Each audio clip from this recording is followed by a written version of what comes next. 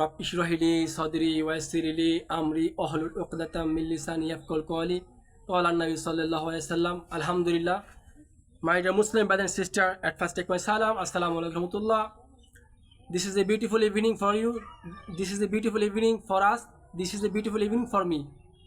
My dear Muslim brothers, আজকে আমরা কথা বলবো চরিত্র সম্পর্কে। চরিত্র হচ্ছে তিন প্রকার। এক নম্বর চরিত্র হচ্ছে খুলুকে হাসান, দুই নম্বর চরিত্র হচ্ছে খুলুকে কারিম, তিন নম্বর চরিত্র হচ্ছে খুলুকে আজিম। এক নম্বর চরিত্র, কেউ যদি আমাকে একটা আঘাত করে আমি তাকে একটা আঘাতই করব, এটার নাম হচ্ছে খুলুকে হাসান। কেউ যদি আমাকে দুটো আঘাত করে বিনিময়ে আমি তাকে একটা আঘাত করবো, এটার নাম খুলুকে কারিম। কেউ যদি আমাকে ক্ষতি করে তাহলে আমি বিনিময়ে তাকে আমি উপকার করবো, এই চরিত্রের নাম হচ্ছে খুলুকে আজিম।